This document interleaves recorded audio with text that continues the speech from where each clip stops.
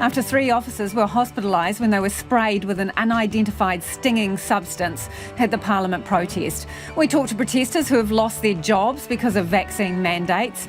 The Great Isolation is here, forcing an Auckland school back to online learning, and St John to park up unstaffed ambulances. Nursing shortages also mean big surgery cancellations. Why are so many people hopping down the disinformation rabbit hole, and how can we help them hop back out? An anti-vax billboard is scrutinised by the advertising watchdog, and Russia crosses the line into Ukraine. Putin claims the troops are peacekeepers. You can catch us live on Sky Channel 83.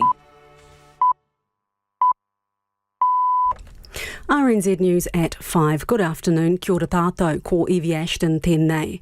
Protesters and the police have been in a tense standoff near Parliament in the last hour. 100 officers blocked the corner of Bunny Street outside the Wellington railway station, while a forklift was brought in to move a concrete block in the barricade around the protest site. RNZ reporter Annika Smith was there. We had about 100 police officers. They had goggles on, some of them had shields, they're all wearing masks. And they came down Bowen Street to move a block, one of those concrete blocks, in what seemed to be a bit of a hole. They sort of seemed to be plugging holes around the perimeter of the protest. About 150 protesters waved flags and chanted love and peace. The police have now moved away. A coroner has heard a man fears his brother was alive but left for dead after the terror attack on Christchurch's Al-Noor Mosque. Lawyer Anne Tuhi has told a hearing to determine the scope of a coronial inquiry into the massacre that the police believe Kamal Darwish died immediately after being shot. But she says there were 2 calls from his phone 20 minutes later and a love heart emoji was sent to his wife.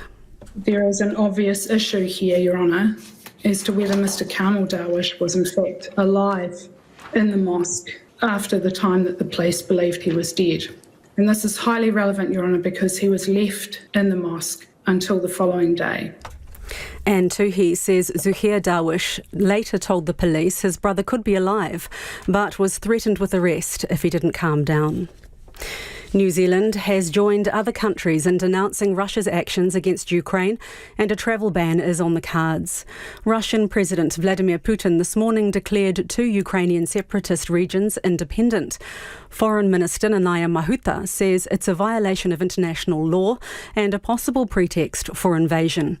Prime Minister Jacinda Ardern says New Zealand will look to send a message through a travel ban. Of course, everyone wants to see a de-escalation. Everyone wants to have seen diplomacy work. It is deeply concerning to see that ongoing escalation. New Zealand doesn't have an autonomous sanctions regime and so is unable to take such action against Russia. The daily number of COVID cases has climbed to another record, 2,846, up by almost 500 on yesterday's figure. Samantha G reports. There are now 18,628 active cases in the community. County's Manukau District Health Board is the most affected, with 7,501 active cases. That's more than double the number of cases in Auckland DHB, which has 3,449. Of the 143 cases in hospital, most are in Auckland, Middlemore and North Shore, with 1 person in intensive care. More than 27,000 booster shots were administered across the country yesterday. Auckland City Hospital nurses have had to be called in on their days off to help bolster numbers as the Omicron surge makes staffing shortages worse. The hospital and nearby Green Lane have called off many planned operations and appointments. Rowan Quinn reports.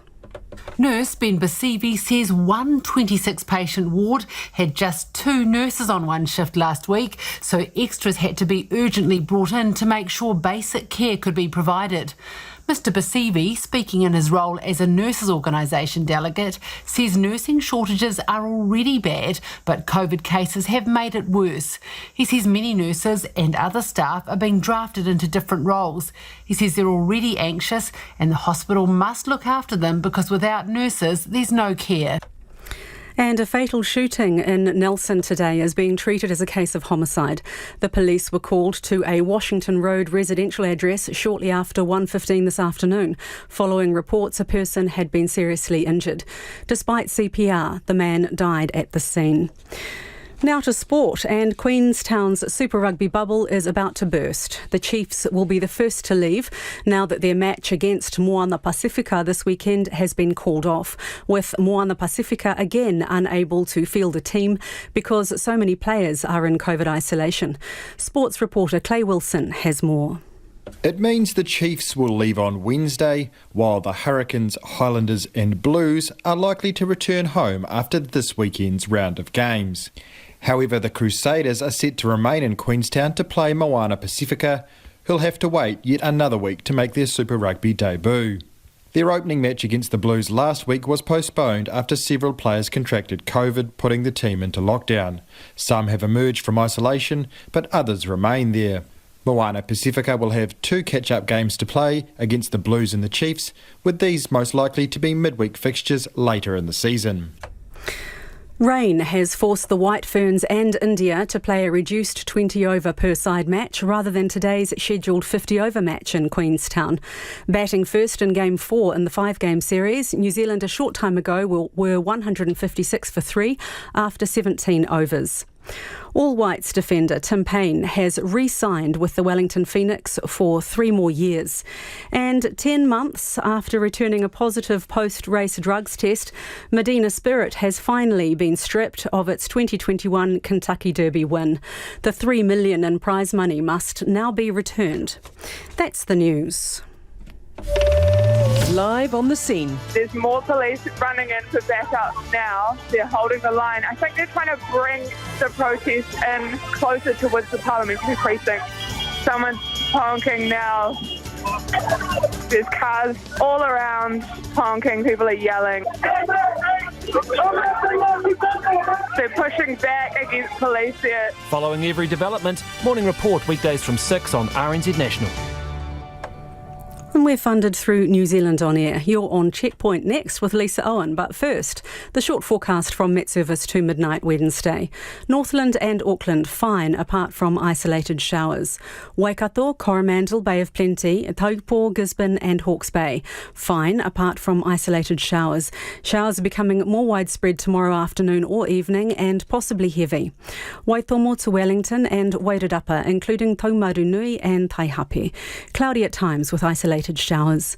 Nelson and Marlborough mainly fine, however isolated showers inland tomorrow. Bulla, cloudy periods and the odd shower, turning to occasional rain tomorrow. For Canterbury, Otago and Southland, rain is spreading north today, reaching Canterbury this evening but clearing in Southland. Gradually clearing elsewhere tomorrow but remaining cloudy in Canterbury. Westland and Fiordland, rain spreading north, heavy and possibly thundery at times, clearing from the south this afternoon and evening, partly cloudy tomorrow with isolated showers. And for Te Kohu, the Chatham Islands, mostly fine, rain from tomorrow afternoon. The time is 7 minutes past 5. We'll have news headlines for you at 5:30. Nā mihi iwi, tēnā koutou katoa, no mai haere mai ki Checkpoint i tēnei rā, ko Lisa Owen tēnei.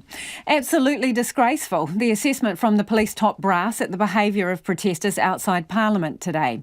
The scuffle began with a car hurtling towards police, holding back protesters, and ended with 3 officers in hospital after being hit with a stinging substance. But protesters in the camp insist their stand remains overwhelmingly peaceful, reiterating they'll be going nowhere until vaccine mandates are dropped. Police activity has just stepped up outside Parliament in the last hour or so, and our reporter Nick Trubridge joins me now from there. Nick, bring us up to date with what's happening. Hi Lisa, yeah, it's stepped up all right. Now for people watching at home, or not watching at home, rather listening I should say, I'm standing at the intersection of Bowen Street and Lambton Quay. There is a long line of police facing off against the protesters. There are the concrete bollards separating them, but certainly the biggest police presence we've seen today so far, and really the busiest activity we've seen all day today generally. Now I'm just going to step out of the way and Nick's going to fire his shot right down in between the police and the protesters. And for those listening at home, we have a very, very large contingent of protesters. The chant, if some people can probably hear in the background, is love and peace. Police at the moment standing their ground. It looks like they've lost the riot gear they were carrying earlier, things like shields and helmets. Just standing their ground at the moment, keeping the protesters at bay.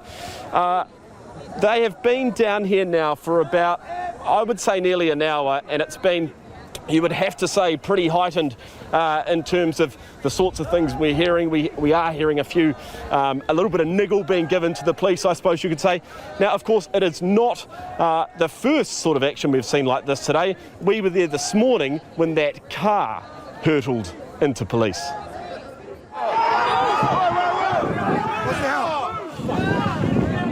Mayhem on Molesworth Street, a white Honda hurtling towards police pushing protesters off the streets surrounding Wellington's parliamentary precinct. An ugly start to the third week of the occupation, the vehicle slowing mere centimetres from the thin blue line. Officers screaming at colleagues to take cover before swarming the offending driver. The behaviour of a certain group within the protest community is absolutely disgraceful. It's not just the hurtling Honda he's talking about. 3 officers have been taken to hospital after being hit with suspected acid. Other officers again had poo thrown at them. Assistant Commissioner Richard Chambers expressing his disgust. We are working very, very hard to reduce the impact of that protest on the community here in Wellington. And to be met with the resistance that we saw this morning is very disappointing for everybody. But as the sun rises over day 15, the mood lifts, and the thousands still camped here insist the vast majority come in peace. This is a lovely community. The kids, I've heard children say, I want to live here. Leslie shelters under a gazebo on the camp's outskirts where she's busy weaving flax hats. She felt the pull to come to Wellington after watching the protest on TV and after losing her job of 7 years as a cook. Didn't only lose my job, I lost my house too. You couldn't pay rent? Or? No, because the house was part of my job. Across the camp we start chatting to Jacob from Lake Hawea, another who says he's lost so much. Been affected by the mandates, by losing my job, and been a caregiver working with men living with disabilities. And now since the mandates I haven't been able to work with these clients, even though it's one-on-one and they would actually want to have that continuity. I'm about to lose my house.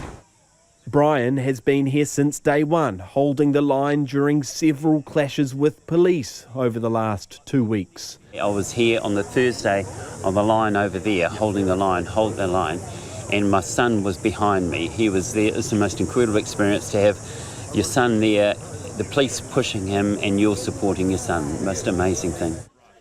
He tells me he doesn't have a job to lose, but says he felt the pull to travel down from Auckland anyway. There's so many people I know who have lost their jobs through the mandates, and that was the reason, the incredible strong need for me to be here.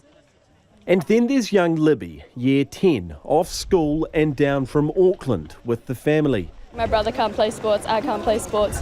All of my friends, like one of my friends, she's a really good football player, and she's been denied. Like she can't play in her club teams, and she's like really good. Like she could go nationals, worldwide if she wanted to. I'm walking through the heart of the protest on Parliament's lawn, now into its 15th day, and there are still thousands of people here. Now my cameraman Nick and I we're both wearing masks, but safe to say people have been pretty friendly here. The message from the police, on the other hand, is very different. Assistant Commissioner Chambers suggesting an underbelly of undesirable, even illegal activity. There has been a suggestion that within the protest area down there, there may be sexual assaults. Can I just reiterate that we are the only agency who can investigate sexual assaults, and if anyone would like to come forward to us to talk about what may have occurred to them, then please do come forward and we will work with you as best we can. And some protesters agree there are small negative elements that need cleaning up, while others say the message must be refined. We need to be able to put our egos aside and be able to put our silo agendas aside and come together. Mixed messages aside, one thing that appears to be very consistent among the masses, they're in it for the long haul. From preschools to veggie patches, there's even a tattoo parlour. He's decided to come down to the beehive here and do 100 free tattoos, these freedom feathers. So like in 10 years time, I can go up and maybe I can see one of you guys that have got a freedom feather and I can be like, oh bro, I was there that day too. So pretty much like a history sort of tattoo. No end in sight as the occupation ticks into week 3. And Nick joined us again now. So Nick, tell us about what is happening with the ambulance service.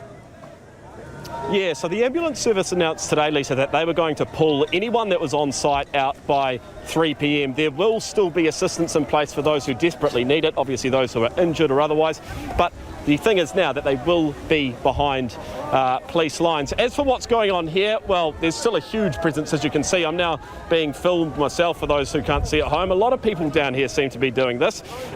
Do stick with us and join us later on because we'll have Mayor Andy Foster on the protest. Importantly, on what assistance might be in place for businesses in the vicinity of Parliament. Lisa. Thanks, Nick. Nick Trubridge joining us live there from the protest at Parliament. And if you're listening to that on radio, do check out the package from our two Nicks. It'll be on our webpage. Homai o whakaro, we would love your feedback. Nō reira anei na kaupapa mo te hōtaka nei. Nick talking to a young lady there who can't play sport for her school. She says it's unfair. Ambulance service now pulling back behind the police lines and not wanting to be in that environment. And then the police saying that they had 3 officers who had some stinging substance thrown on them. So what do you make of all of this? Pātui mai, text me 2101, tweet us at Checkpoint RNZ, or you can email checkpoint@rnz.co.nz. It is 16 minutes past 5 and you're with Checkpoint on RNZ National. Kia ora rawatu mo te whakarongo mai e haere nei. Coming up, St John is forced to park up unstaffed ambos as the big isolation hits. Vladimir Putin has taken the first step into what the West fears could unleash a major war. The Russian president has ordered the deployment of troops to 2 breakaway regions in eastern Ukraine. Tanks and other military hardware have been seen moving across the border. Western leaders have condemned the move and promised tough sanctions will follow. The ABC's Nick Grimm reports. On the streets of Donetsk in eastern Ukraine, modest celebrations and fireworks greeted news Russia would recognise their independence. But elsewhere in this rebel-controlled city, local woman Nina was sweeping the pavement outside her home as shelling could be heard in the distance. Day and night, she mutters, while her neighbour Sergei explains, that's nothing. They're just shelling the Volvo factory. It's nothing to worry about, he says. But life here may be about to become more challenging for these locals, given what might lead from Russian President Vladimir Putin's decree recognising the independence of Ukraine's separatist regions of Donetsk and Luhansk. How long can this tragedy go on? How long can one endure it? I consider it necessary to make a long overdue decision to immediately recognise the independence and sovereignty of the Donetsk People's Republic and the Luhansk People's Republic. I ask the Federal Assembly of the Russian Federation to support this decision and then to ratify the Treaty of Friendship and Mutual Assistance with both republics. These 2 documents will be readied and signed in the nearest time. The announcement gives Vladimir Putin the grounds, he argues, to order Russian troops into his neighbouring state. And while he's calling it a peacekeeping operation, Ukraine and its Western allies are in no doubt that it amounts to an unprovoked invasion. The former Ukrainian President Petro Poroshenko puts it this way.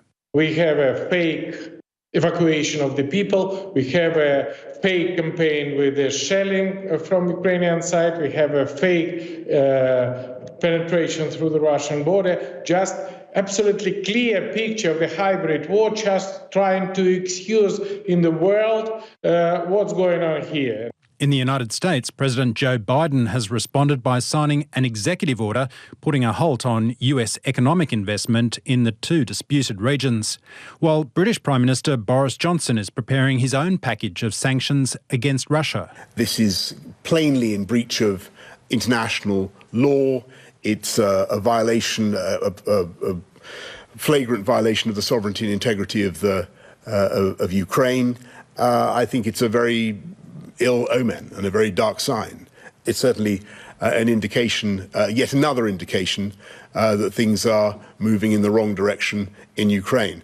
But with much of Central Europe heavily dependent on Russia for its energy needs, much will hinge on who'll feel the most pain from economic sanctions. Boris Johnson knows Western leaders will face a difficult balancing act. What I have said before about the package of sanctions is that they will be triggered with the first toe cap of a Russian incursion or Russian invasion. But plainly, what has happened is extremely bad news, and we will be urgently talking to our friends and allies around the world. The Foreign Affairs Minister, Nanaia Mahuta, says New Zealand has consistently voiced support for the sovereignty and territorial integrity of Ukraine. She says she's concerned this is a calculated act by President Putin to create a pretext for invasion, which would be a clear act of aggression. The minister says New Zealand again calls for urgent diplomatic efforts to find a peaceful solution.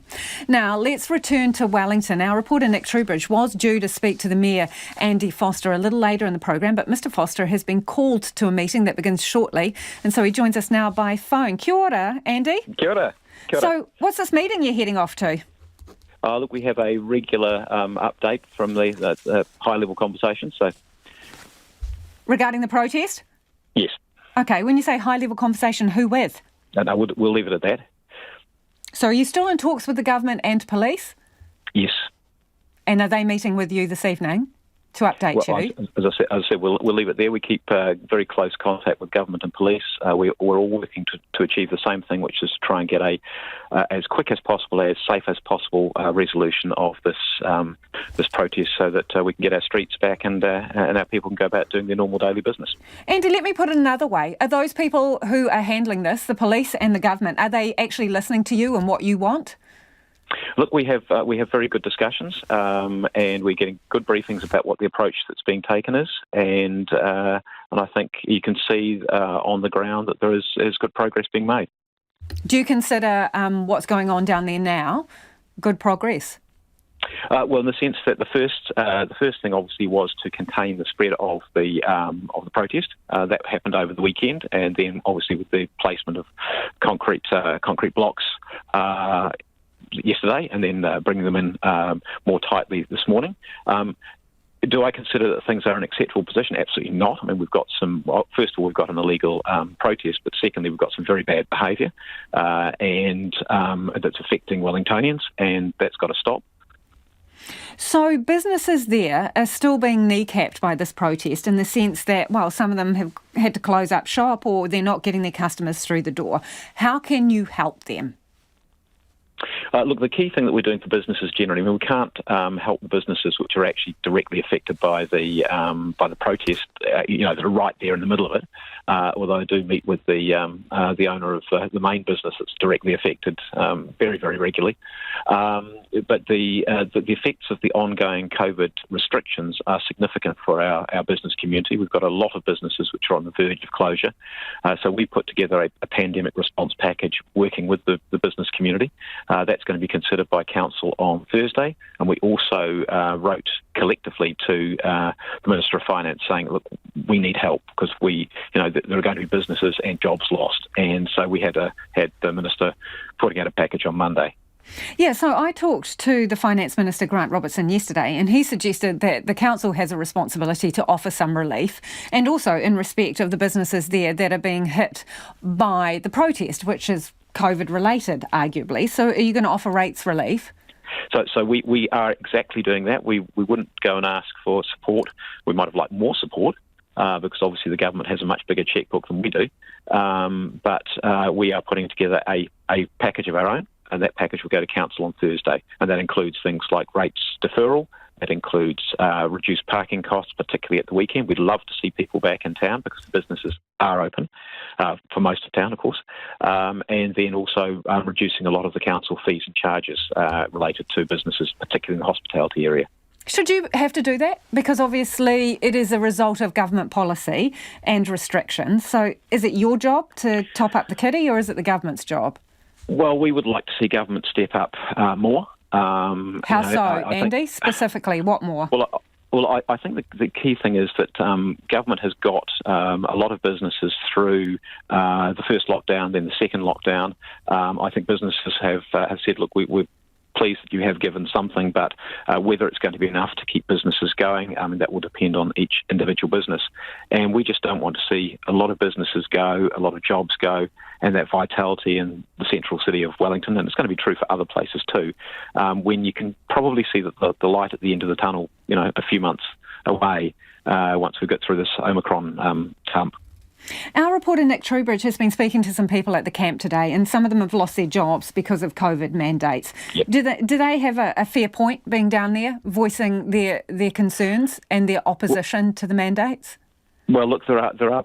People would say that they've all made their choices. But that's true. But the implications of having made that choice are severe. I know that people have lost jobs or are about to lose jobs. I understand the 1st of March is a significant date for many people. And we're talking teachers and nurses and firefighters and police and military personnel.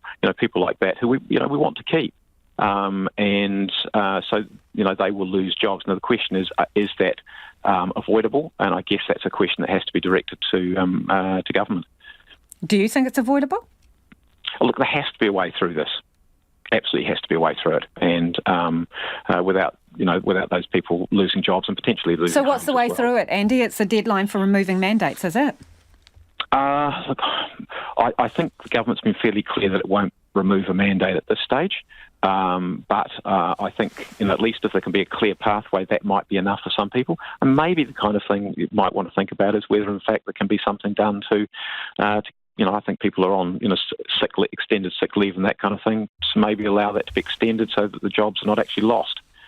So, Andy, just before you head off, do you still have complete confidence in the Police Commissioner? Look, the police are doing a great job. We are in regular discussion with them. You can see it's the Commissioner, Andy. The question is about him specifically. Do you maintain confidence in the Police Commissioner? Yes, I do. Appreciate your time this evening. That is Andy Foster, the Wellington Mayor. The advertising watchdog is looking into a billboard using the image of a Dunedin man who died after getting a COVID vaccine. The anti-vax group Voices for Freedom has paid for the billboard emblazoned with "The risks are real." But doctors and community leaders want the ad taken down immediately, arguing they're scaremongering and dangerous. Anei te kai reporter, Louise Tenuth. Rory Nen died in November last year, less than 2 weeks after having his first dose of the Pfizer vaccine. Now his image and cause of death is on a billboard on Auckland's Parnell Rise, being paid for by the Voices for Freedom group. The ad claims the risks are real. Vaccinologist Helen Patusis-Harris is disgusted. It's scaremongering and it's exploiting, what's a tragedy for their own nefarious purposes. Rory Nen's death was found to have likely been caused by the rare disease myocarditis, and that was probably due to the vaccine.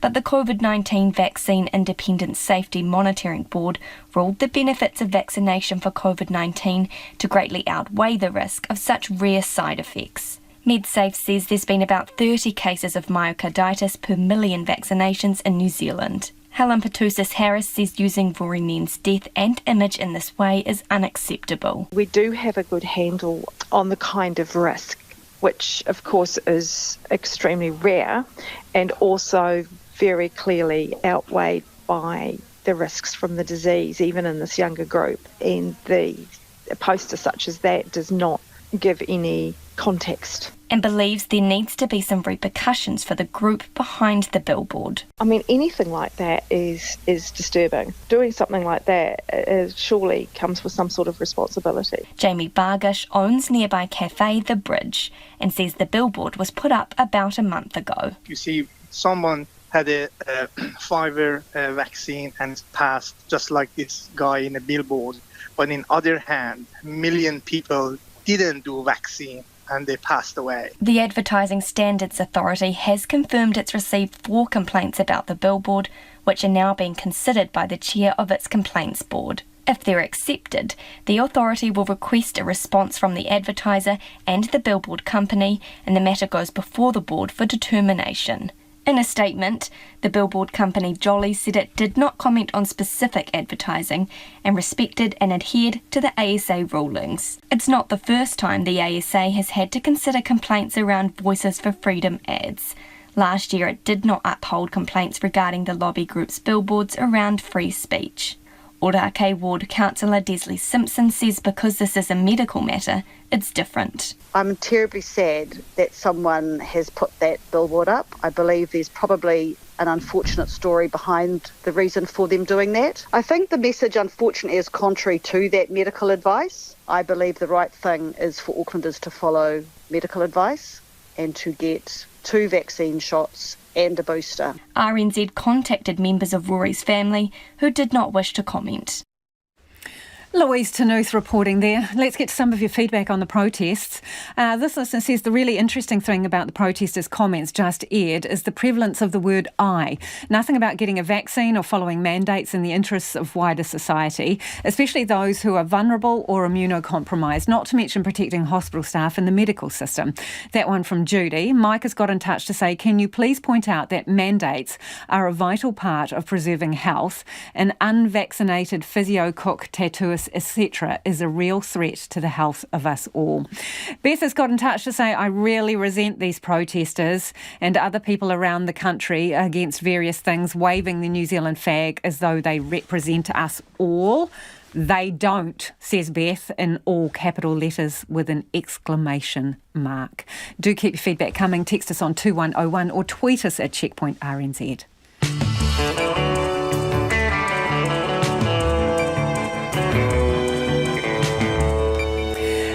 E te iwi e Hariaki nei I Checkpoint. An Auckland school is forced to bring in a rolling online roster for classes after COVID benches a bunch of teachers. Hopping down the rabbit hole that is fake news and disinformation and how we claw our way back out. And Russia reckons it's peacekeeping in Ukraine. Homai o whakaaro. We would love your feedback on anything you've heard on the programme this evening. Do get in touch. Text us on 2101. Tweet us at Checkpoint RNZ, or the email address is checkpoint@rnz.co.nz. Time for the headlines now. Anei a iwi mina pita kōrero. Tēnā koe, Lisa. Good afternoon. Ko iwi Ashton tēnei. Anti-mandate protesters and the police have been in a tense standoff near Parliament in the last hour and a half. 100 officers blocked the corner of Bunny Street outside the Wellington railway station, while a forklift was brought in to move a concrete block in the barricade around the protest site. Police have since moved to the corner of Lambton Quay and Bowen Street to shift more concrete blocks. Wellington Mayor Andy Foster has told Checkpoint that the council will consider a package of moves to support businesses. It includes rates deferral, reduced parking charges and reduced council fees, and charges to support the businesses hit by COVID-19 and the protest. Former Deputy Prime Minister and New Zealand First Leader Winston Peters is meeting with anti-mandate protesters. Wellington Free Ambulance will no longer attend emergencies within the protest area at Parliament after hostilities towards paramedics. A coroner has heard a man fears his brother was alive but left for dead after the terror attack on Christchurch's Al-Noor Mosque. Lawyer Anne Tuhi has told a hearing to determine the scope of a coronial inquiry into the massacre that the police believed Kamal Darwish died immediately after being shot. But she says there were 2 calls from his phone 20 minutes later and a love heart emoji was sent to his wife. The Ministry of Health is reporting 2,846 new community cases of COVID-19 today, up almost 500 from yesterday. There are 143 people in hospital with the virus, with 1 person in intensive care. More than 27,000 booster shots were administered yesterday. Auckland City Hospital nurses have had to be called in on their days off to help bolster numbers as COVID makes staffing shortages worse.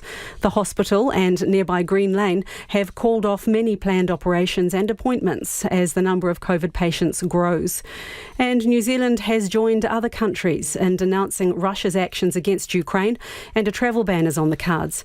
Russian President Vladimir Putin this morning declared 2 Ukrainian separatist regions as independent. Those are the headlines. Our next news and weather is at 6. Nā mihi mō te rā, Evie. No mai hoki mai. This is Checkpoint. Ko Lisa Owen tēnei. Let's return to our top story about the protests in Parliament. Joining us now is the Police Assistant Commissioner, Richard Chambers. Kia ora. Richard, can you bring us up to date with what is happening down at the site right now? Oh, kia ora, Lisa. Yes, well, at the moment it's calmed down there. Obviously, protesters continue to be there, and my wonderful police staff are continuing to be there, doing their best to keep the peace and preventing the issues. There seemed to be more activity, though, this evening and more movement of forklifts and a greater number of police. So what were you doing exactly?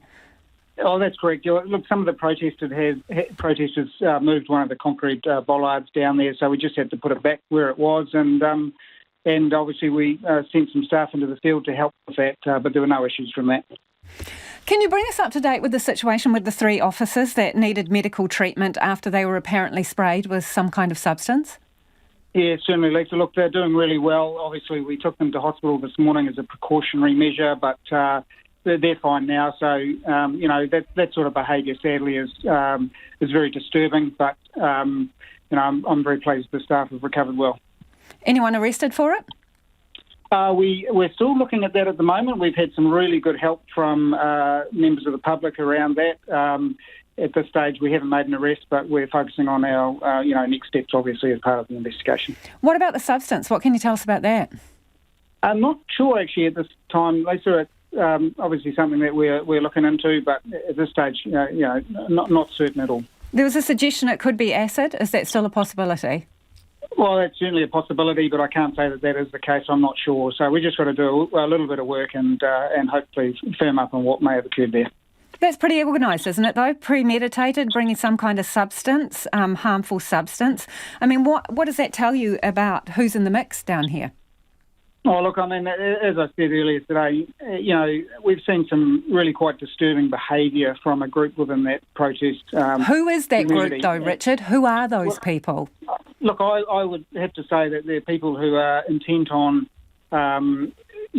aggravating the situation, using violence against police, being abusive to the public, and that's not acceptable. And our staff are doing their absolute best to maintain peace and keep everybody safe. And this morning's demonstration of resistance towards police who are just going about their job in the interest of Wellingtonians and for everybody's best interest is really disappointing.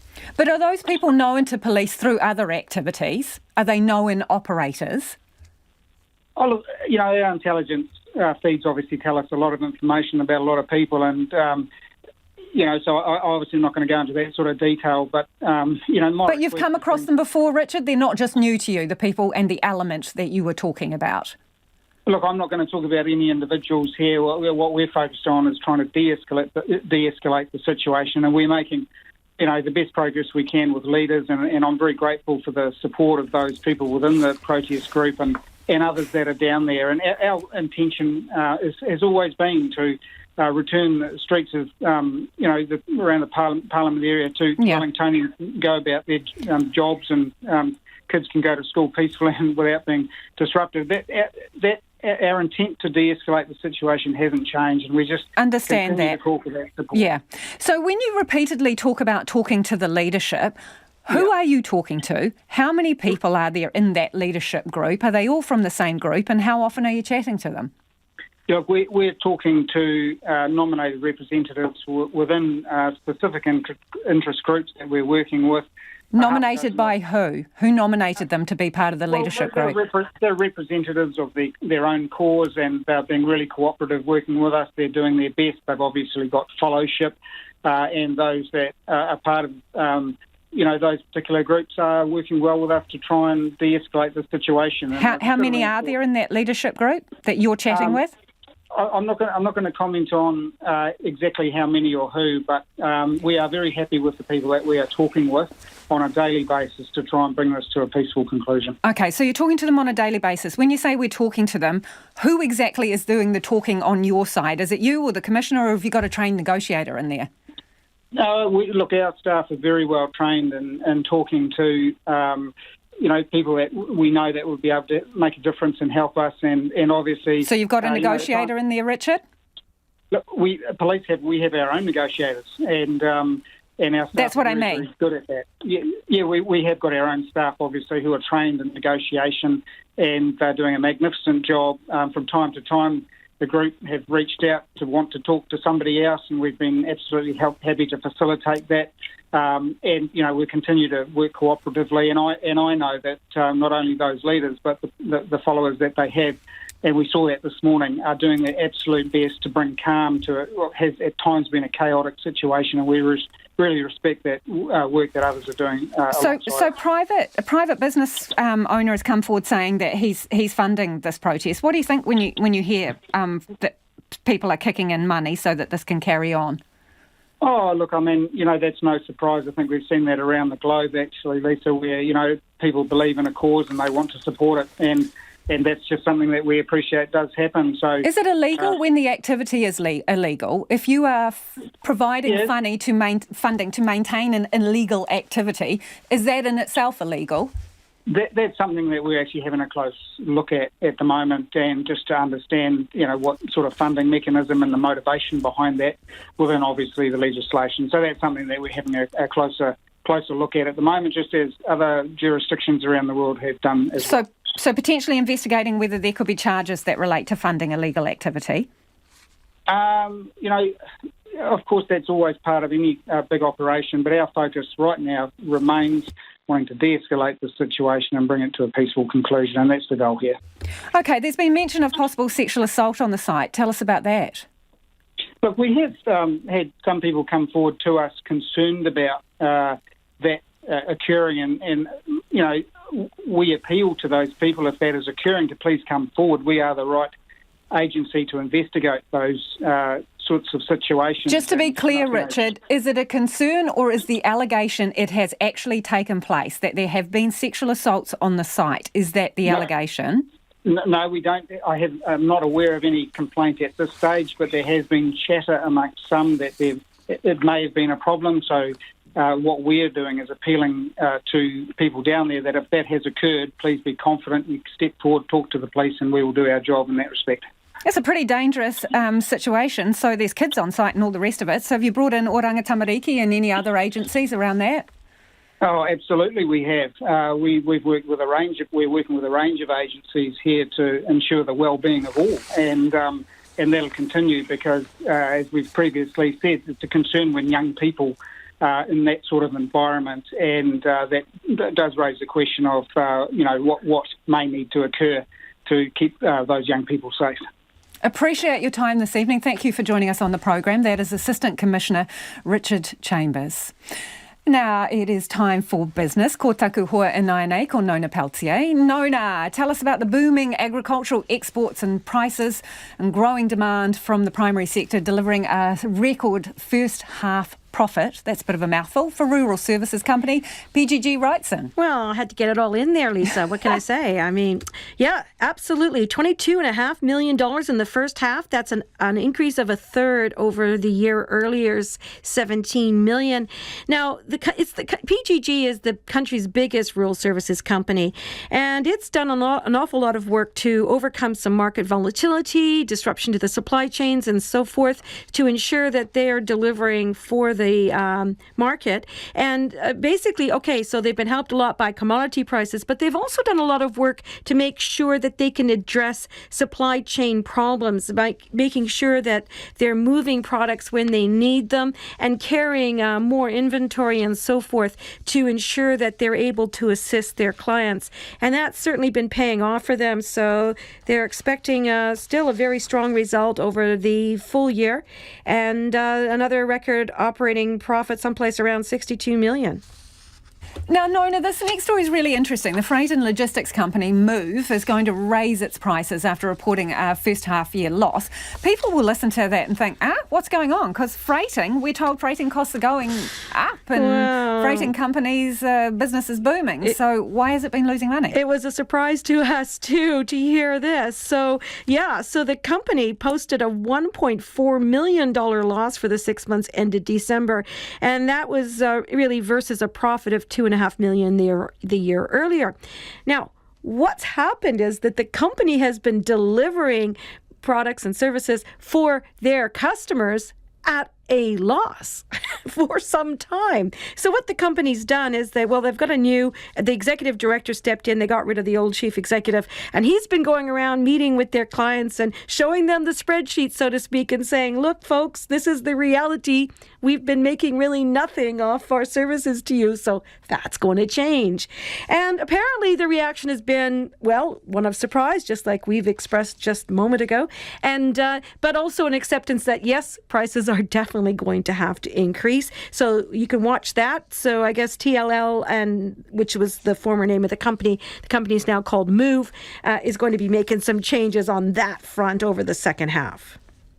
And Nona, shall we take a twirl around the markets? Yeah, so because of the PGG Wrightson result, their share price rose more than 3%. And of course, Move, their share price fell more than 5%. But overall, the top 50 index, it ended down 0.33%. That was a 42-point drop to 12,115.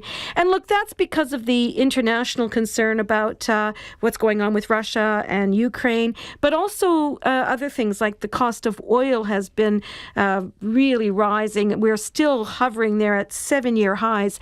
Just before it was at $96.83 US a barrel. That's a lot of money for oil, and so people are going to start to feel that when it comes down to the pump price, I guess. Anyway, the New Zealand dollar is steady at 67.1 US cents, 93.2 Australian, and 49.3 pence. Thanks, Nona. Nona Peltier with Business News there. It is 5:45. I'm Lisa Owen and you're with Checkpoint on RNZ National. In Muriaki, ina pita pita kōrero. After the news at 6, we'll head back to Wellington for the latest on the protest.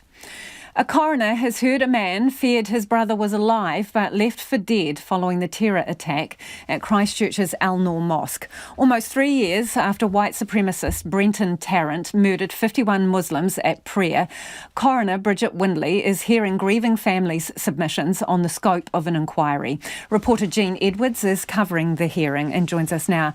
Kia ora, Jean. What submissions has the coroner heard about phone calls following the shooting at the Al-Noor Mosque? Well, one of the things the coroner is examining is the initial emergency response to the shooting and whether anyone who died could have been saved. This afternoon, lawyer Anne Tui told the hearing that one of her clients wonders if his brother didn't die immediately after he was shot, as the police say. She says there were 2 calls from Kamal Darwish's phone 20 minutes after the shooting, and a love heart emoji was sent to his wife. Now, his brother Zuhair repeatedly rang Kamal after the shooting, and some of those calls appeared to connect.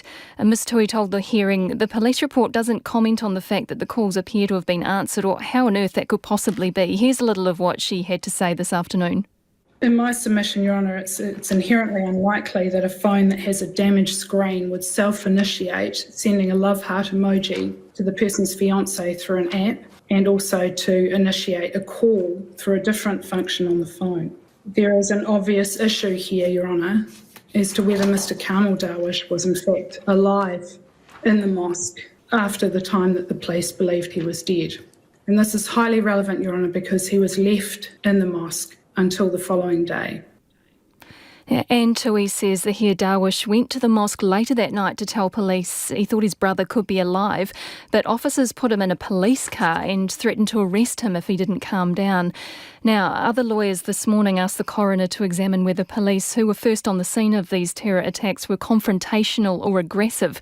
Another lawyer, Catherine Dalzell, told the hearing the terrorist wasn't the only person to point guns at people that day.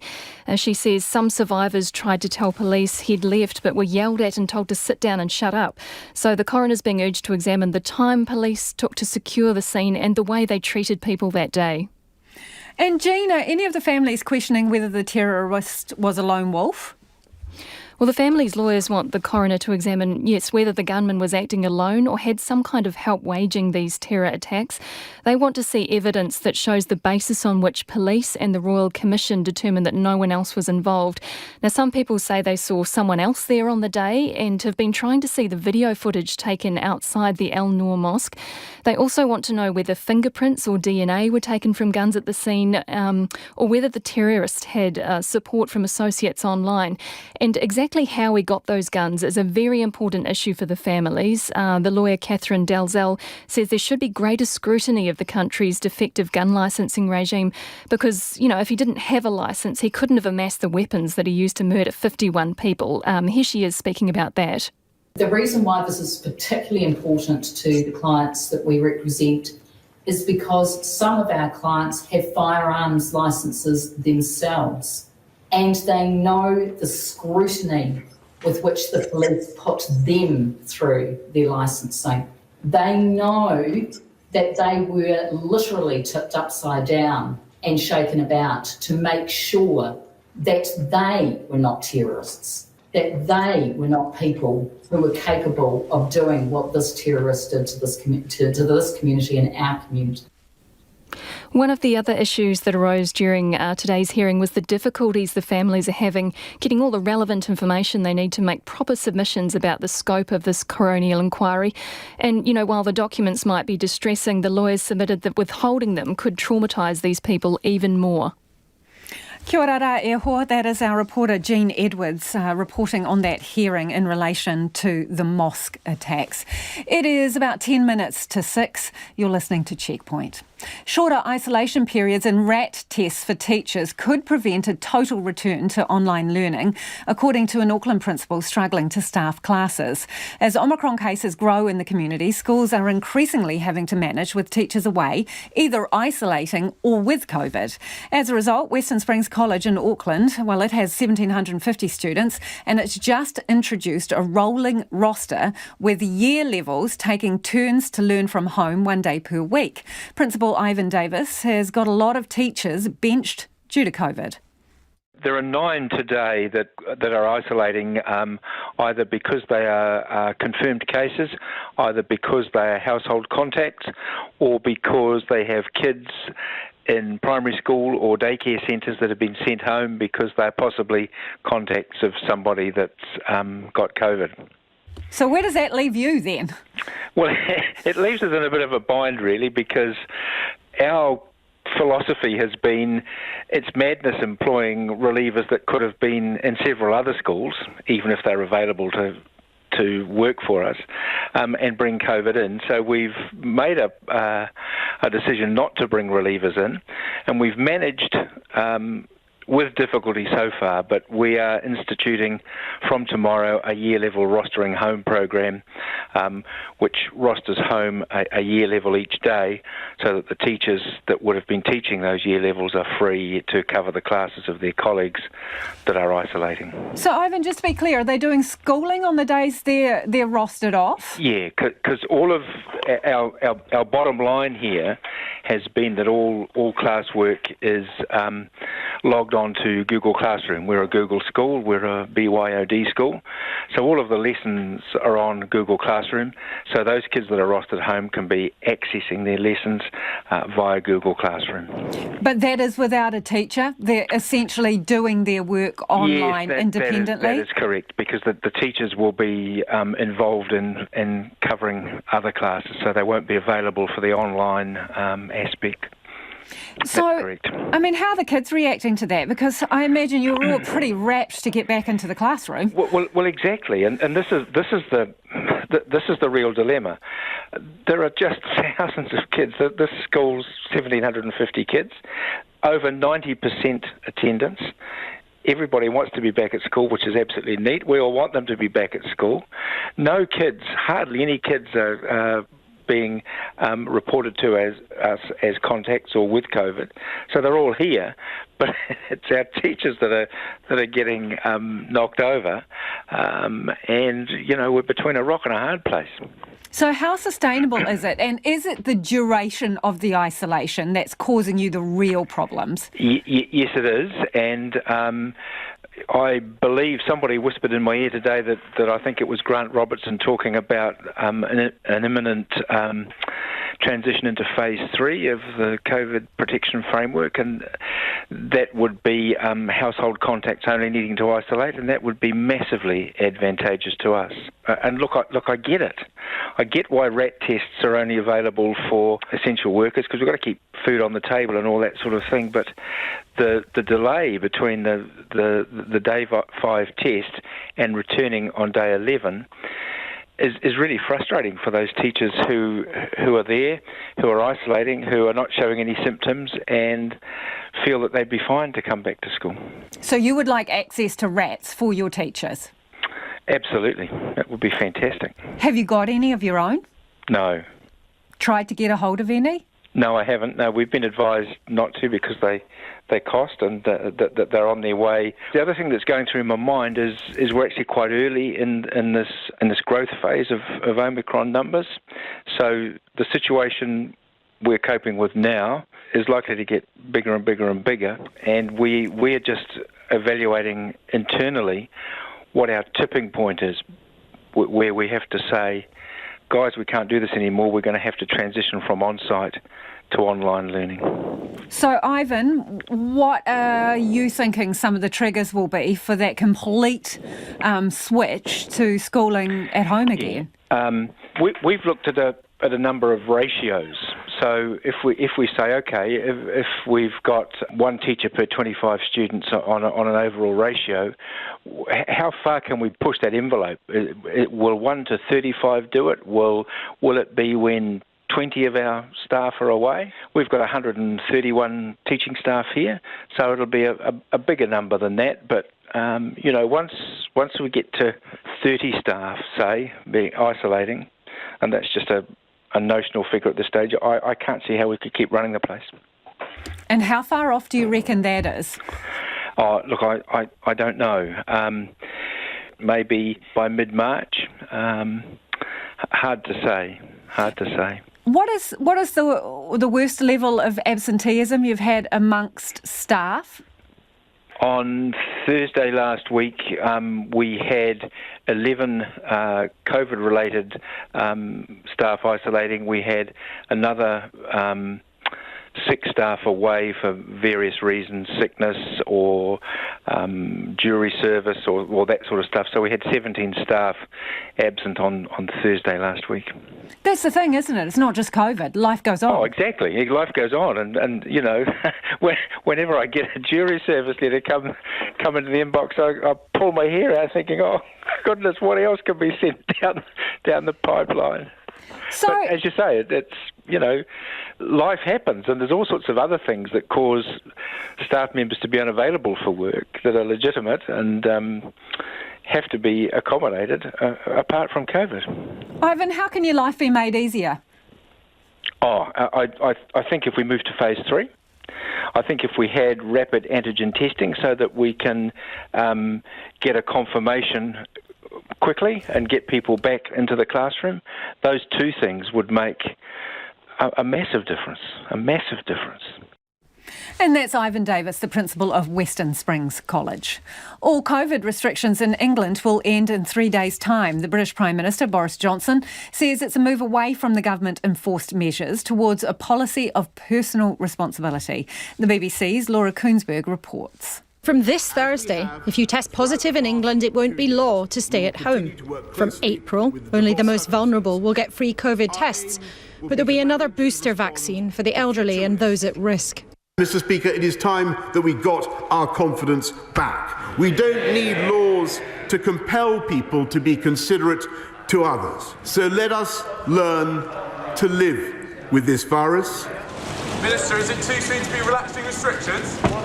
But COVID's never been straightforward. Ministers turned up this morning to finalise the details. Why was the Cabinet meeting cancelled, Minister? But were sent away within minutes. The meeting cancelled because the Treasury and the Department of Health were still haggling over how much to keep spending on COVID tests. Ammunition for the opposition. All we've got today is yet more chaos and disarray. Not enough to prepare us for the new variants which may yet develop. An approach which seems to think that living with COVID means simply ignoring it. This morning, it couldn't even persuade its own health secretary to agree the plan. Northern Ireland's already scrapped its legal restrictions, but Scotland and Wales are sticking for now, and there's concern about the Prime Minister's moves. This statement is not about protecting the public. It's about the Prime Minister scrambling to save his own skin. First and foremost, removing the legal rules will make many practical differences. But it's also the end of a strange and stressful era, in England at least, when politicians have passed laws that dictated so many aspects of our lives. For Boris Johnson, it is in a way a welcome relief to satisfy those in his party who believe the restrictions have been in place for too long and have been too tight. But the pandemic is not over. and loosening up is not without risk. And a lot of you getting in touch still about the protests. Following up from the earlier feedback around the use of the flag by protesters, Vicky says, quite agree with Judy. I'm old and angry that these protesters think they have a point. Either I have to stay away from doctors, etc., or they do. They have no rights. Just think of other people. And from Meg in Auckland, dictatorship is when a minority bullies the majority for their ends, just like the Wellington protests are doing. There are 3 I's in idiotic, says Meg. Alan says, I would suggest a class action by affected businesses against the funders of this protest. They, the funders, must be held accountable. And this one from the other side, you read out texts from people who are anti the protesters, but the fundamental message they are trying to make the government see that mandates are destroying businesses and people's livelihoods are supported by a lot of us, and the number is growing daily. We may not be there, but this government needs to listen to the people, something they seem to forget that is what they are there for. And Fiona's got in touch about vaccines. She says she loves her vaccine passport. I wave it around with pride, showing I care more about others than just myself. Went to a cafe today, the art gallery and the gym, knowing all around me were the same as my kids, my teacher, my hairdresser. Rnz News at 6. Good evening. Kia ora tātou, ko Iwi Ashton tēnei. Tensions between the police and protesters have calmed following a standoff in Wellington late this afternoon. About 200 officers lined the streets around Parliament as a forklift lifted concrete blocks so the wooden pallets underneath could be removed. Some officers were holding shields and wearing goggles. Protesters chanted love and peace as the work was done. Traffic at the intersection of Lambton Quay and Bowen Street was blocked for a brief period but is now free-flowing. Some masked Wellingtonians leaving work cheered the police and urged them to clear the protest. Police Assistant Commissioner Richard Chambers says the conflict arose because protesters had moved a concrete block and officers had to put it back. He told Checkpoint the 3 officers who were hit with a stinging substance earlier today are doing well. Obviously, we took them to hospital this morning as a precautionary measure, but they're fine now. So, that sort of behaviour, sadly, is very disturbing. But, I'm very pleased the staff have recovered well. Richard Chambers says no one has yet been arrested over the attack and he still doesn't know what the substance was. One of the protest groups at Parliament linked to the Destiny Church says extreme fringe elements there are trying to hijack genuine efforts by other protesters. The Freedoms and Rights Coalition says it wants to bring confidence back to peaceful protesters at the site. It's reiterated it wants mandates to be dropped by March the 1st, and along with other groups, it wants to speak to the government, Wellington's mayor and the police. Waikato labs processing COVID tests are at full capacity, forcing the District Health Board to roll out rapid antigen tests. It's the 3rd region behind Northland and Auckland to have RAT testing at community centres. The DHB's Marie Munro says low priority tests could take up to 7 days for a result. We are seeing labs reaching really their full capacity and saying we can't deliver the results of the tests in a timely manner. We need to do something about the demand that's coming in. In Auckland today, huge demand for COVID testing has been causing traffic congestion. The police say queues for 3 testing centres have caused significant traffic jams in Great South Road in Takanini, Druce's Road in Whitty and College Road in Northcote. The Prime Minister has issued a plea to New Zealanders only get tested for COVID if you have symptoms or are deemed a close contact. Jacinda Ardern says many people are lining up for tests despite not being eligible. I understand your anxiety, but please, if you are not symptomatic or you're not a contact who needs to be tested, please do not attend our testing stations. It is standing in the way of people who need to be tested. Jacinda Ardern says some people will be given a rapid antigen test instead of a PCR test. The Māori Development Minister says new funding announced today is needed to help Māori and Pacific communities through what he calls an Omicron crisis. $140 million in direct funding will go to Māori and Pacific health providers as well as whānau order agencies. Willie Jackson says it's needed for such things as support for whānau and self-isolation, as well as the medical response. We have to get as much funding and resourcing available for our for our whānau if possible, particularly those who are struggling in the housing area, those who are in self-isolation, who don't have the support. It'll be for a wide range of problems that our whānau encounter. Willie Jackson says the value of the providers was seen in the Delta outbreak. Ukraine's President Volodymyr Zelensky says Russia's violating his country's integrity and sovereignty. Tension has dramatically escalated and many countries are threatening sanctions against Russia now that its government has recognised 2 rebel-controlled regions of Ukraine as independent. In a late-night television address to the nation, Mr. Zelensky also accused Russia of wrecking peace efforts. We are on our own land. We are not afraid of anything or anyone. We owe nothing to anyone and will not give anything to anyone. We're sure of that. An emergency UN Security Council meeting is underway in New York to discuss the latest developments. Tonga's Southern Cross cable has been repaired, restoring the internet and phone lines that were cut by the volcanic eruption and tsunami last month. The chair of Tonga Cable, Samuela Fonua, says the repair ship Reliance completed 24 hours of testing just before midday today.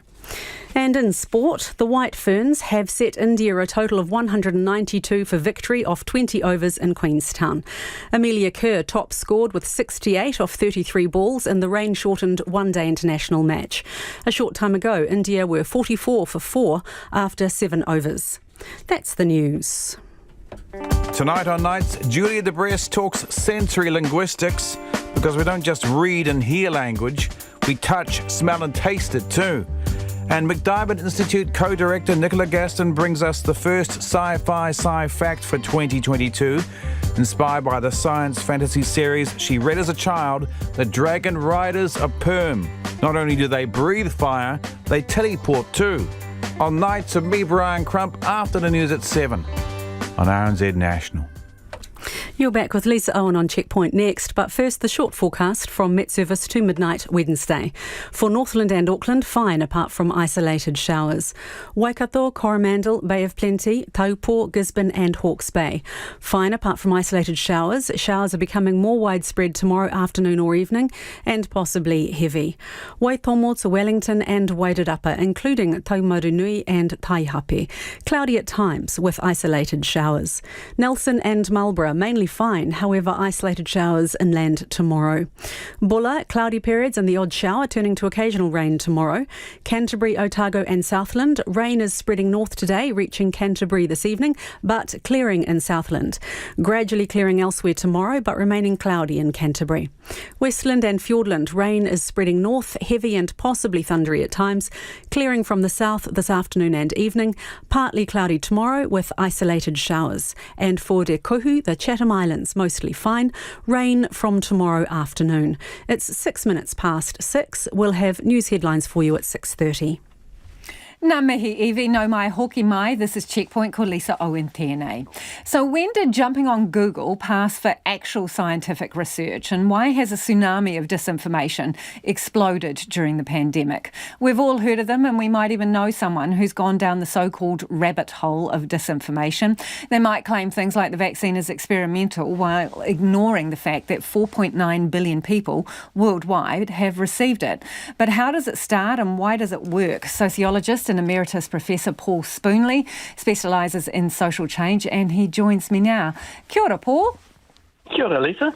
Can we start with the protest? How do you reckon we got to this point in terms of disinformation? Well, I think myself and others have been watching this space for some time, and it's not new. I mean, we got a real indication of it during the 2020 elections when Billy Te Kahika was getting more hits on his social media platforms than all of the major parties combined.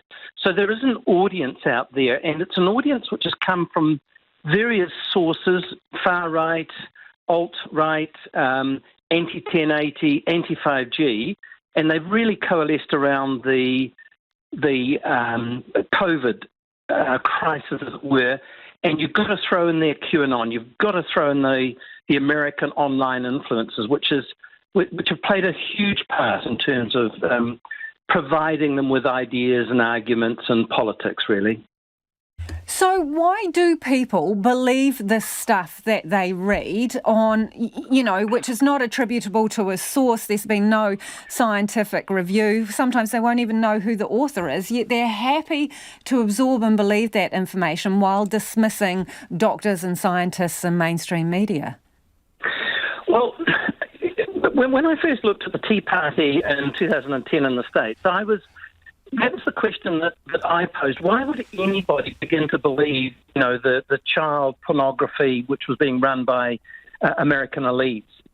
And really, you've got to understand who they are. They're very often people who are economically and socially marginalised. They're often members of particular communities who have a very different belief systems, and they operate really in a parallel universe. And the irony here is that many of them do not believe in the tenets nor the institutions of liberal democracies. So the irony is that they're there at Parliament, they're trying to influence Parliament, but they don't believe in Parliament, they don't believe in politicians. And I think the rise of the internet, particularly post-2015, has been hugely influential. You can find whatever you want to believe online, and these communities have grown up around these alternative beliefs. And if you go online and you find what you want, it keeps feeding you the same stuff, right? So yes, the algorithms, absolutely. Yeah, the algorithms keep feeding you more of the same, which reinforces your assumptions and your beliefs. So how do we stop that cycle? Do we need to kill Facebook? Well, we need to monitor and moderate Facebook, particularly the far-right elements in Facebook. Is that going to happen, Paul? No, no, it's not. No, it's not. No, this is a huge money-making beast of a thing in which the ability to generate conflict and crisis and interest is absolutely essential to that money making. So no, and of course the other thing is, as we found with the Christchurch call, you can only go so far to get international support and influence on these matters. These are international companies which are often sort of bigger than the New Zealand economy, and how do you influence them? So going back to the protest in Wellington then, are there people there who have a legitimate concern or beef with the government, or is that end the vaccine mandate mantra? Is that just the top line to legitimise something a bit more sinister underneath? Well, I think it's a combination of those two things, Lisa. I think that there are people who are legitimately concerned about the mandate, and their politics are not politics of the extreme of the conspiracy theorists. But we need to add in the others who are there, who are anti-government, who are deeply suspicious of the institutions of a liberal democracy and who are really seeking to overturn it. And what I think we're seeing today is the ugly and violent side beginning to emerge. And if we go back to the anti-1080 protests and think what happened there, when they weren't listened to, what did they do? They resorted to threats of violence and actual violence. When we go back to the 5G, anti-5G tower protests, we saw the same thing. So these are communities that have got, or some of them, have got a long history of political activism and of resorting to violence when they are not listened to. So the challenge really is there anything we can do to bring them back into the fold and to make them part of a political dialogue? And when you watch the scenes today at Parliament, I just really wonder whether or not that's even possible. Yeah, well, just with what you've laid out there, Paul, you describe people who believe what they want to believe and they continue to believe it. They don't really believe in the fundamentals of a democratic government, so they're asking an institution they don't believe in for something they don't think they're going to get. And you say they resort to violence. All of that points to one particular end. So how do you reckon it is going to end? Well, that's a difficult question, Lisa, but I personally think it's going to end in the use of force, and the resistance and the reaction from these communities, particularly those that are marginalised and politicised, is going to end in violence. And can I just say something else? If people want a picture of what's happening online that's feeding all of this, go to the report that was done on New Zealand last year by the Institute for Strategic Dialogue. The Department of Internal Affairs commissioned it, and what they show is that we have, proportionate to our population, almost double the number of online extremists than countries like Canada and Australia. They looked at 300 extreme websites that were operating in New Zealand last year, and it's pretty daunting, to be honest. And how do you get across to those communities that what they're doing is unacceptable to most of us in this environment? So I think we've got to deal with what's happening in Wellington, but we've also got to deal with what's happening online. That is a major concern for me in terms of undermining public safety and social cohesion in this country. Really interesting to talk to you, Paul. Thanks for your time. That is sociologist and emeritus Professor Paul Spoonley. Police and protesters have faced off yet again outside Parliament today as the standoff enters a third week. 3 police officers have been taken to hospital after they were sprayed with an unidentified stinging substance. Some officers again had poo thrown at them, and one person's been arrested after driving a car at police who were holding back protesters. But protesters maintain their demonstration remains overwhelmingly peaceful, saying they're going nowhere. Our reporter Nick Trubridge joins us now from Wellington. So Nick, where are you right now? Hi Lisa, I'm just down the end of Lambton Quay, near the intersection with Bowen Street. I can see the spot where the clashes were earlier. It's all cleared off now, it's pretty quiet, and I'm standing outside a restaurant, Where's Charlie Fine Vietnamese Cuisine, at the end of Lambton Quay. I've got Alicia here from Where's Charlie. Alicia, we're into the third week of these protests. What has been the impact on a business like yours? Are you asking about like the protester or the red level one or both? Well, both. Let's start with the protest. I think mostly because they happen right at the Parliament, so it does affect the people that are working around this area. So a lot of people have been working from home since then. So it does affect on our business, like our revenue had dropped by then, and because they all doesn't really want to conform with the mask rule and the vaccine passport, so not much of them gonna come to support the business like us. But quite many of them still come in for dinner, and when I ask for the passport, they still show me that one, and doesn't really have much problem about that. Only a few gonna be like being rude or unreasonable, but it's not that much. Like lately, they has been more polite and being lovely. So I think it should be okay for now. So you mentioned the red level as well. Obviously, you're already under red. So is it the combination of the two? Do they combine to make it difficult, or are you getting along okay? How would you categorise it? I think it did combine, and especially for a business that like in the CBD area like us, because like I think 50 or 60% of them are working from home at the moment, and so we serve customer mostly for lunchtime, and then it's not as crowded or like that much before anymore. So it's really hard to say at the moment. Do you think there needs to be some support for business as a result of the disruptions? Would that be welcomed? What do you think? So, because since I've been working here, and I also work for another shop just around this area, and the owner, like, of course, they all expect for some kind of support for the business, because the rent in this area is very high, but like our revenues just drop, and then we still have to pay for all the employee wage and stuff. So we do expect for some kind of support like that. I think we just got a support scheme that released today that I think they require us to have revenue drop by 40% for 7 days consecutively. But I think we might reach that because it really affected a lot. Thank you very much, Alicia. And Lisa, we'll be back here tomorrow, so do stick with us, Checkpoint listeners and viewers, because we'll have more for you. But I just want to say, before Alicia came out and started talking to us, we did have one chap walk out here. He mentioned how quiet it is in here at the moment. Not all of you can see. Nick, I'm just going to get you to pan around to inside. For those of you who can't see, it is pretty much dead at the moment, although Alicia did say mostly lunchtime, isn't it? So lunchtime is busier. But this one chap who walked past us said that He has kept coming here most nights because it's one of his favourite spots, and he doesn't want to see them struggle like they are. So Wellingtonians, although perhaps avoiding the area, still supporting local, it would appear. Thanks, Nick. That's our reporter, Nick Trubridge, joining us from Wellington. It is almost 19 minutes past 6. You're with Checkpoint on RNZ National. The ongoing staffing crunch is hitting those at the front lines of the COVID outbreak. Just 2 nurses were available to care for a ward of 26 patients at Auckland Hospital during one shift last week. Senior staff have had to come in on their days off to make up numbers.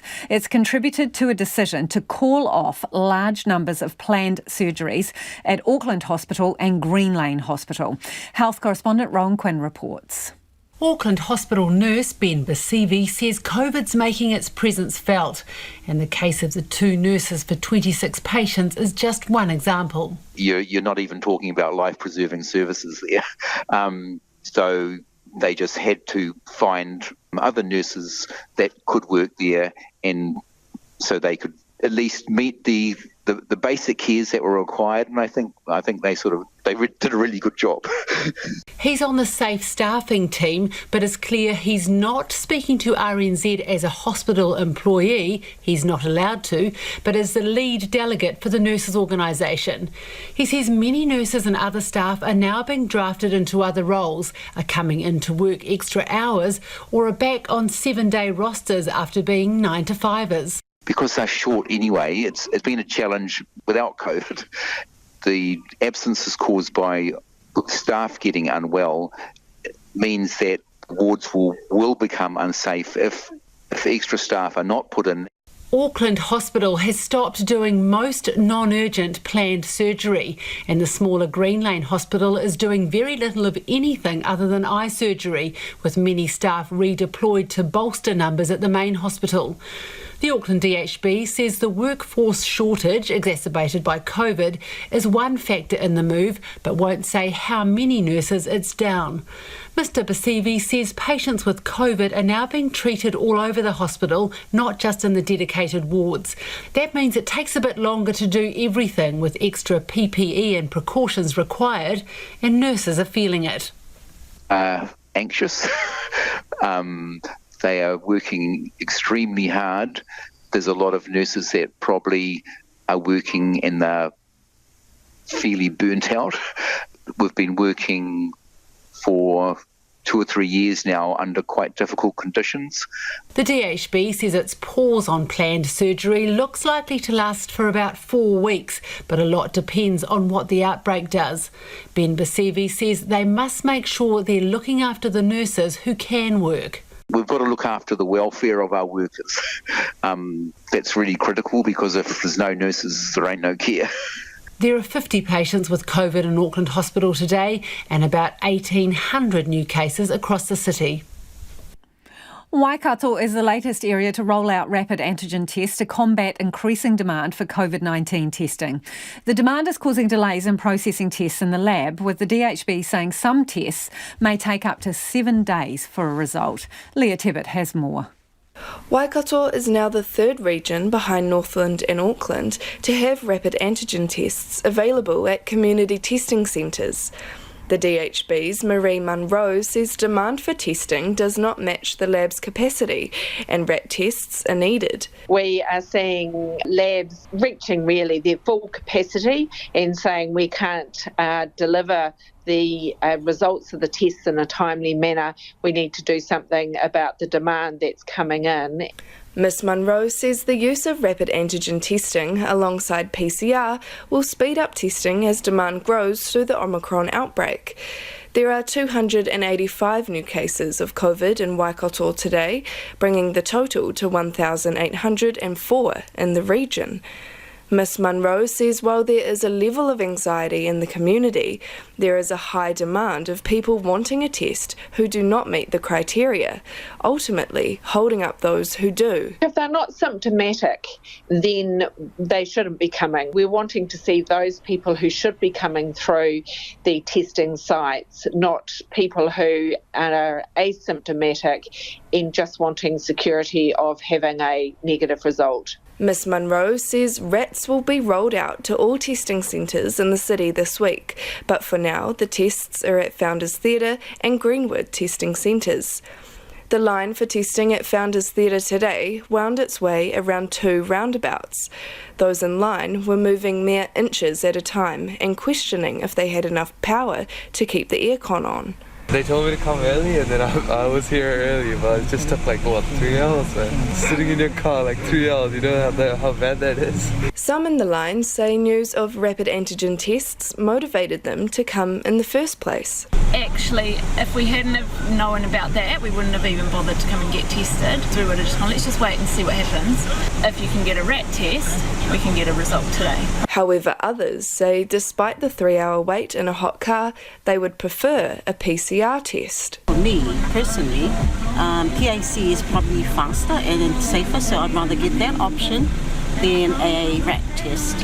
It's safer for everybody, to do it. So. Testing nurses will determine what test a person will have based on a level of criteria set by the Ministry of Health.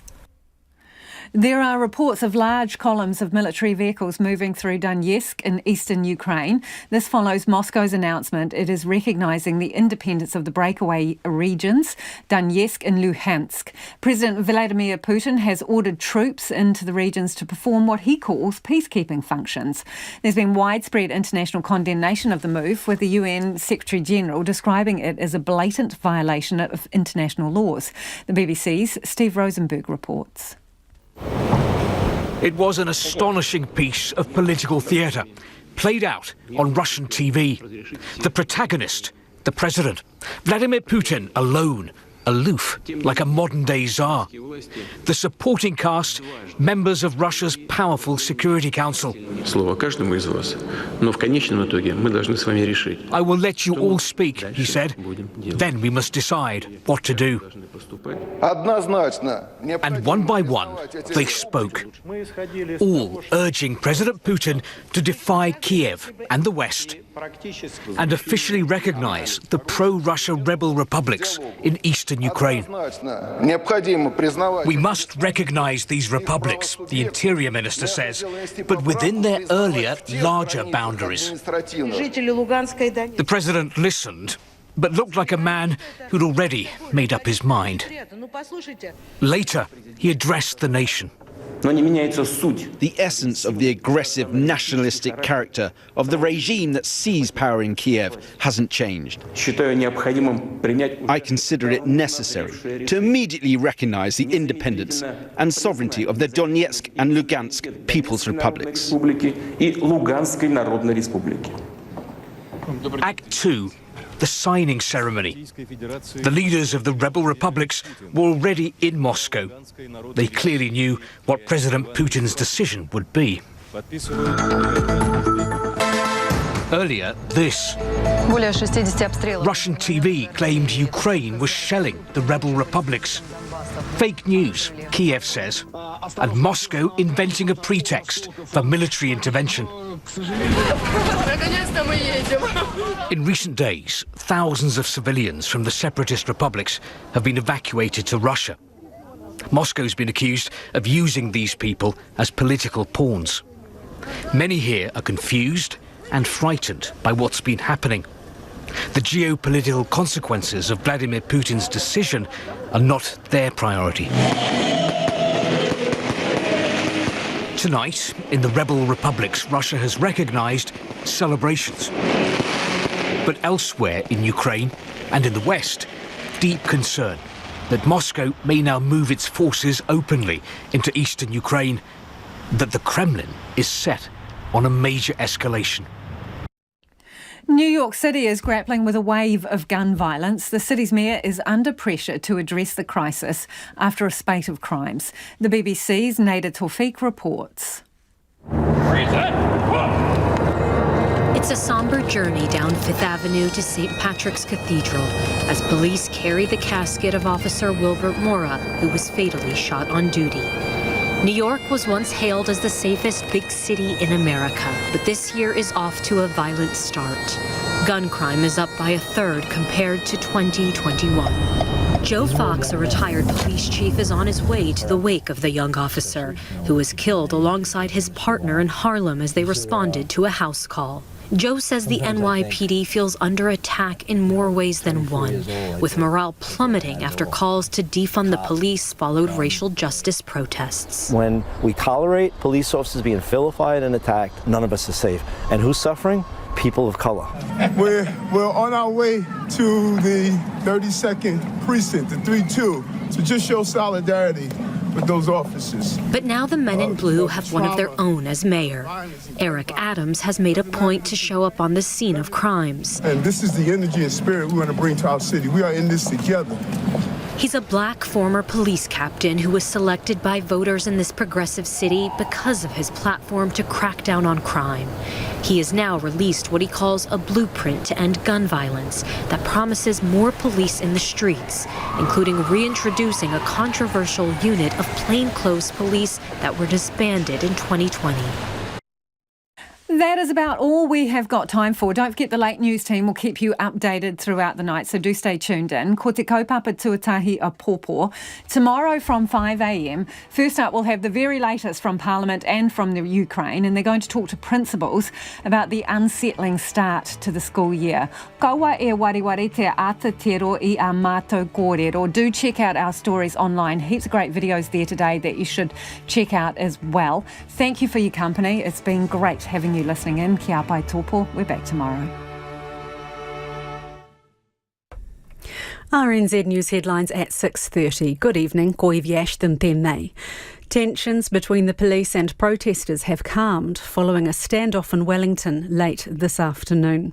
Police say the conflict arose when officers replaced a concrete block the protesters had moved.